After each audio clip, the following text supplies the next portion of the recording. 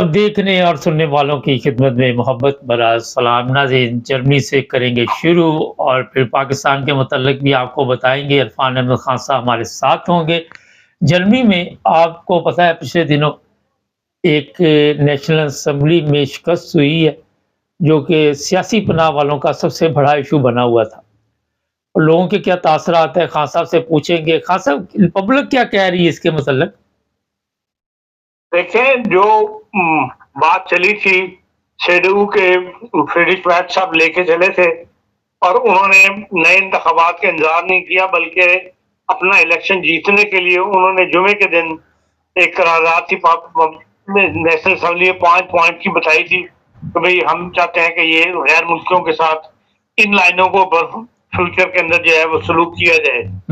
और उसकी मुखालफत भी हो रही थी, लेकिन क्योंकि उनके साथ सियासी पार्टियां जो AFD है वो उनका साथ दे रही थी और जो FDP है वो भी उनका साथ दे रही थी, तो इसलिए ख्याल ये था कि शायद उनकी ये करारदाद पास हो जाए। लेकिन जुमे के दिन, जैसे कि आपके पिछले प्रोग्राम में बताया था, कि वो करारदाद पास नहीं हो सकी उनकी और उनको शिकस्त का सामना करना पड़ा। उसके बाद अवाम की तरफ से जो अवाम दबा हुआ था, वो काफी बड़ा रद्द-ए-अमल शो किया गया है। हफ्ते के दिन जर्मनी के तमाम बड़े शहरों में मुजाहरे हुए हैं इस शिकस्त के खिलाफ, मतलब इस सख्ती फेवर में कि भाई फ्रीडरिश मैर्ज को ये इकदामात नहीं उठाना चाहिए और हम AFD के साथ जो पॉलिसी AFD के साथ लेके चलना चाहती है, CDU या AFD की पॉलिसी में उसको अपने साथ रखना चाहती है, हम उसकी फेवर नहीं करते। इसमें ज्यादातर तो जुलूस जो था वो 10-12 हजार का ही था, लेकिन इसमें मेन बात यह है कि इसमें कहा यह जा रहा है कि CDU के मेंबरान असेंबली जो मेंबर हैं उनकी पार्टी के, उन्होंने ये मुजाहरा किया है।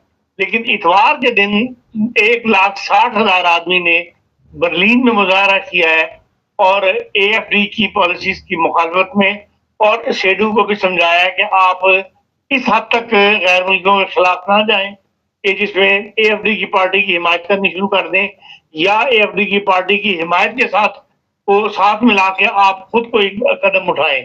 ये एक अच्छा साइन है। और कहा यह जा रहा है कि भाई जो तो पुरानी थी चांसलर एंजेला मेर्केल, उन्होंने फ्रीडरिश मैर्ज के इस बयान के बाद बुध के दिन जो उसमें करारदाद पेश की थी, उसके बाद उन्होंने जो बयान दिया था उसकी मुखालफत की थी, उसने काफी अच्छा असर दिखाया है और लोग जो है वो खुलकर अब सामने आने शुरू हो गए और फ्रीडरिश मैर्ज को इस नेक्स्ट इलेक्शन में कहा यह जा रहा है इससे नुकसान पहुंचेगा और अब उस ताकत के साथ वो वोट शायद ना ले सके जिसका वो इजहार कर रहा था, या माहौल ऐसा बन गया था जिसमें लोग ये समझते थे कि भाई CDU बहुत बड़ी पार्टी बन के आ जाएगी, AFD के साथ मिलके ये आइंदा का सियासी मुस्तकबिल जो है जर्मनी का वो बदल देंगे। अब ऐसे हालात नजर नहीं आते इस वाक़े के बाद, जुमे वाले वक्त के बाद। ख़ान साहब, ये जो नेशनल असेंबली में करारदाद मंजूर करवाने की कोशिश की गई और नाकामी के बाद आप देख रहे हैं कि SPD दोबारा मंजर आम पर आ सकती है? देखिए, SPD के पास एक ये लीडरशिप की कमी है जो नजर आता है, जो कहा जा रहा है। दूसरा ये है कि उनका प्लान जो है वो पिछले सालों के अंदर जर्मनी को पीछे लेके गया है, या कम से कम जर्मनी की जो ग्रोथ थी वो रुक गई हुई है। इसलिए ये कहना कि भाई इसका फायदा इन महीनों में SPD को पहुंच जाएगा, ये तो एक जैली सब्जेक्ट है जो गैर मुल्कों का है। असल मुल्क तो मुल्क की जो स्ट्रॉन्ग इनकी इक़्तिसादी पॉलिसी है और जिस तरीके से ये आगे बढ़ रहे थे, ये मुसलसल इनकी इक़्तिसादी तरक्की हो रही थी, उसमें जो रुकावट आ गई है वो मेन चीज है जिसको ऊपर जर्मन अपने वोट का फैसला करते हैं या वोट उस पार्टी को देते हैं। इस लिहाज से मैं नहीं समझता कि SPD को कुछ ज्यादा फायदा पहुंचेगा। नहीं तो ख़ान साहब, SPD को भी नहीं पहुंचेगा, CDU को भी नहीं पहुंचेगा, तो फिर वो कौन लेके जाएगा ज्यादा सीटें आपके ख्याल में? देखिए, लोगों की राय यही है कि जिस तरह पहले इन्होंने माजी में मुश्किल वक्त के अंदर सोशल डेमोक्रेट ने और CDU ने मिलकर हुकूमत बनाई थी, वो भी वैसी हुकूमत बन जाए और ये जो छोटी पार्टियां हैं या जो AFD है, इनको हुकूमत में इनको किसी को साथ ना मिलाना पड़े। असल तो डिपेंड करता है कि FDP क्या लेती है। कहा यह जा रहा है कि एफडीपी शायद वोट ना ले सके। अगर एफडीपी को 5% वोट ना ले सकी या बहुत कम मिकदार में उसके बनने असेंबली में आए, तो फिर बड़ा इत्तेहाद तो यही बनता है कि एसपीडी और जेडीयू मिलकर हुकूमत बना ले, जिस तरह अंजला मर्केल के जमाने में होता रहा है। जी खान साहब, हमारे पाकिस्तानी हैम्बर्ग से भी और फ्रैंकफर्ट एरिया से भी लड़कियां भी और एक लड़का हैम्बर्ग से और भी लोग हैं जो इलेक्शन में हिस्सा ले रहे हैं, लेकिन जो मैंने पता किया ज़्यादा ये जो गुरूने हैं उनके साथ उनकी टिकट पर लड़ रहे हैं। इनका मुश्किल आप क्या देख रहे हैं? देखें, उनको वोट, ज्यादा वोट उनको गैर मुल्कियों ने देना है। जो 7.1 मिलियन गैर मुल्की वोट है उसमें से उन्होंने वोट लेना है। जर्मन तो बहुत कम उनको वोट देगा, लेकिन इतनी बड़ा मतलब वाकया हो गया जर्मनी के अंदर, पूरा जर्मनी हिल के रह गया था। जुमे को जो करारदाद पास हुई थी उसके सब मुंसिफ थे, उसके खिलाफ जो जुलूस निकले हैं हफ्ते वाले दिन, जितने भी तस्वीरें मैंने देखी है, मैं सफर में हूँ, लेकिन जो मैंने वीडियोस वगैरह देखी है टीवी वगैरह पे, उसमें कहीं भी मुझे गैर मुल्की नजर नहीं आए। तो गैर मुल्की जब एक्टिवली सियासत में हिस्सा लेने के लिए तैयार ही नहीं है, तो फिर उनका वोट का इस्तेमाल उससे मतलब उनके जो कैंडिडेट है उन्हें क्या फायदा पहुंच सकता है। इसलिए अभी वक्त नहीं आया। पहले तो हमें जो 7.5 मिलियन में कम से कम जो पाकिस्तानी कम्युनिटी है उसको जर्मन सियासत में एक्टिव होना चाहिए, जो नजर नहीं आती। अच्छा, मैं वहां पे एसपीडी के मलक गुलफाम साहब को जानता हूं, मैं उनके ऑफिस भी जाता रहता हूं, लेकिन वो वैसे बड़ी खिदमत करते हैं और लोग उनके ऑफिस आते हैं, अपने मसाइल भी जो भी होता है वो किसी हर रंग में उनकी मदद करते हैं और उनके तल्लुकात जर्मनों के साथ है। तो जब तक आप जर्मनों के साथ अच्छे तल्लुकात नहीं रखेंगे, वोट ज़ाहिर है इतनी आसानी से तो नहीं। खान साहब, एक चीज़ बताइए कि जो इस वक्त प्रॉब्लम ये थी कि जो क्रिमिनल थे लोग, मसला उनका था, लेकिन सबको लपेटना चाहते थे। नहीं, वो क्रिमिनल, ये बात तो सही है कि भाई ज्यादा तो जर्मनी के अंदर जो इस वक्त गड़बड़ आपको नजर आती है, सिक्योरिटी के मसाइल है, उसमें क्रिमिनल लोग ज्यादा इन्वॉल्व है। लेकिन जनरल पॉलिसी एएफडी की यही है कि वो गैर मुल्कियों को कबूल नहीं करते, और फ्रीडरिश मैक्स का जाती नुक्ता नजर भी उससे मिलता जुलता है। वो सेडू की अगर आप इज्तिमाई तौर पर देखें तो इतनी ज्यादा उनके खिलाफ नहीं है, वो इस बात को समझते हैं। सेडू जब भी आती है हमेशा बिजनेस को बूम मिलता है, इक़्तिसादी तरक्की होती है, और इस वक्त इक़्तिसादी तरक्की गैर मुल्कियों के बगैर मुमकिन नहीं है। जर्मनी की आबादी कम हो रही है और उनको ऐसे हुनरमंद अफराद को बाहर से लेने उनकी मजबूरी है। इस बात को सेडू समझती है, लेकिन फ्रीडरिश मैक्स जाती तौर पे ऐसे ख्यालात रखता है जो एएफडी से ज्यादा मिलते हैं, इसलिए ये बात बढ़ रही है। लेकिन हुकूमत में आने के बाद जाहिर है कि जो सेडू की पार्लिमानी पार्टी फैसला करेगी उसकी बात फ्रीडरिश मैक्स को माननी पड़ेगी। अब भी उसके ऊपर काफी, इस जुमे के बाद उसके ऊपर काफी दबाव आया है। सेडू से बहुत पुराने सियासतदानों ने ऐसे बयानात दिए हैं जो अखबारों में छपे हैं, जिससे फ्रीडरिश मैक्स को मतलब अपनी पॉलिसी को दोबारा सोचना पड़ेगा। खान साहब, क्या वजह है इतनी बड़ी तादाद में गैर मुल्की वहां पे मौजूद है, तो इनकी दिलचस्पी क्यों काम है ये इलेक्शन में? क्या इसका वजह हो सकती है, आप देखते हैं? उसकी वजह जबान ना आना है। देख लें, जो लोग इलेक्शन लड़ रहे हैं वो सारे अच्छी जबान बोलते हैं और बाकायदा जर्मन सोसाइटी में घुल मिल गए हैं। जो पाकिस्तानी कह लें या गैर मुल्की कह लें, उनका एक बड़ा तबका वो है जो जर्मन सोसाइटी के साथ घुल मिल के नहीं रहता, जो उनमें मिक्स नहीं होता। उनकी अपनी जो सरगर्मियां हैं वो अलग हैं, अपने ही इलाके तक महदूद है, अपनी ही कम्युनिटी तक महदूद है।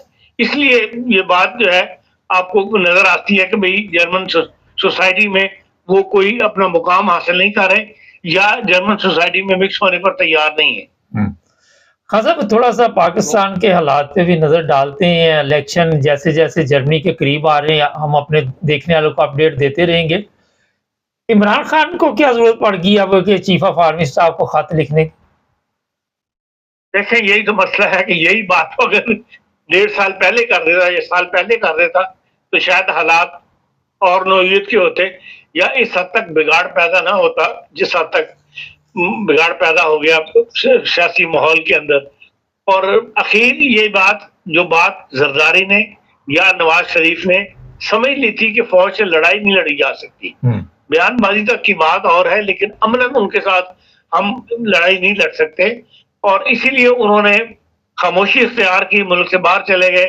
कुछ अरसे बाद फिर वापस आ गए। सियासतदान तो बहरहाल सियासतदान है, वो मैदान में तो रहता ही है, उसकी कोई मकबूलियत कम तो नहीं होती।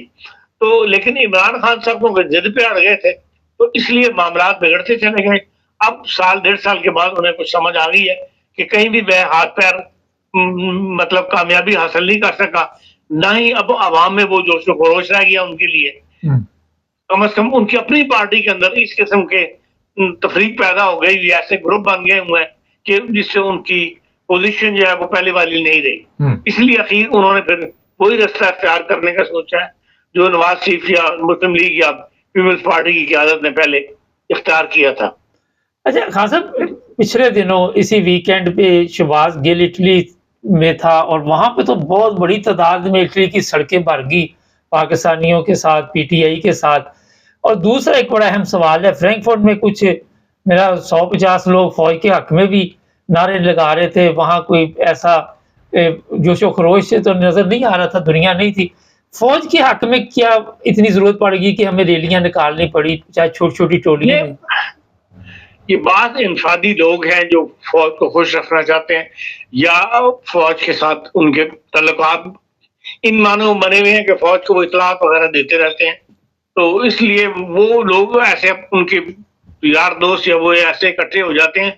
लेकिन जनरल माहौल जो है वो पाकिस्तान से बाहर ऐसा ही है कि वो लोग जो है वो तहरीक इंसाफ को ज्यादा सपोर्ट कर रहे हैं। इमरान खान को तहरीक इंसाफ तो नहीं करना चाहिए, लेकिन इमरान खान से हमदर्दी रखने वालों की तादाद ज्यादा है।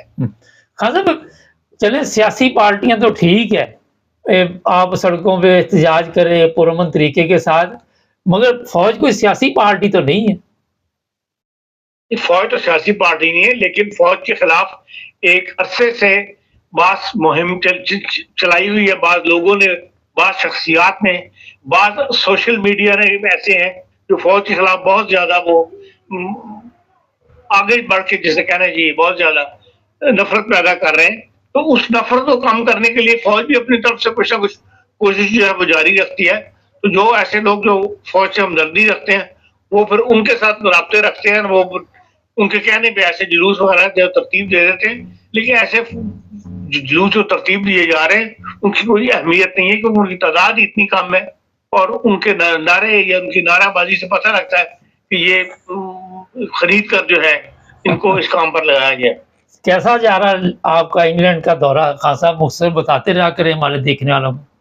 नहीं, मैं बस इस काम से आया हूँ, उस काम पे लगा हूँ, और तो कोई खास ऐसी वो नहीं है। चले, बहुत शुक्रिया, बहुत शुक्रिया खान साहब, थैंक यू। नाज़रीन, फौज के हक में जो लोग रैली निकाल रहे हैं वो ऐसे ही है जैसे वो नवाज शरीफ ने स्विट्जरलैंड में एक बहुत बड़ी रैली निकाली थी, उसके हक में लोगों ने, 4 लोग वहाँ पे मौजूद थे, वो बोर्ड पकड़ के, ये हालात है। ऐसे इक़्तिदाम या ऐसे कदम उठाने जो मेरा ख्याल है अपने इंसल्ट करवानी होती है। हमारी फ़ौज पाकिस्तान की फ़ौज है, मगर मुसीबत यहाँ पे ये है कि वो समझते हैं कि पाकिस्तानी अवाम हमारी दुश्मन है, और दुश्मन ये नहीं कि अवाम भी ये अब समझती है कि फ़ौज जो ये हमारे लिए नहीं है, ये हमारे ऊपर जुल्म करती है। आपको किसी नारों की ज़रूरत नहीं, अगर आप मुखलस होके पाकिस्तान की अवाम की खिदमत के लिए बॉर्डर पे अपनी ड्यूटी दें, और जो लोग मुल्क में मुल्क चलाना चाहते हैं सियासतदान, वो अपना मुल्क चलाए। रोज़ाना कोई ना कोई नया लुच डाल के कभी अदालतों के हकूक़ मार दिए जाते हैं, कभी पार्लियामेंट के हकूक़, और बदबख्ती ये है कि जिन लोगों के ज़रिए ये करवाया जा रहा पार्लियामेंट के ज़रिए, उनकी अपनी भी कोई हैसियत नहीं रहती। वो मैं कई दफ़ा बताता आपको कि वो मिसाल जो पुरानी बनी हुई है, धोबी का कुत्ता घर का ना घाट का। तो फ़ौज को अपना मकाम बनाना चाहिए और इस तरह की रैलियों से मेरा एहतियात करनी चाहिए। जहाँ तक पीटीआई का ताल्लुक है, बड़ी रैलियाँ यहाँ पे निकलती हैं बड़ी तादाद में। इंग्लैंड में, इटली में पिछले दिनों शहबाज गिल की रैली में मैंने देखा, बड़ी दुनिया थी। और जो फ़ौज के साथ यहाँ पे नारे लगा रहे थे वो कोई 60-70 साल उम्र के लोग थे, ज़्यादा यंग मुझे नज़र नहीं आया। वही लोग थे जिनकी जल्द मेरा जिन्होंने पिकनिक मना ली हुई है और अब बाकी खाली जगह खुद पुर कर लें। चैनल को सब्सक्राइब करें, जुड़े रहें हमारे साथ।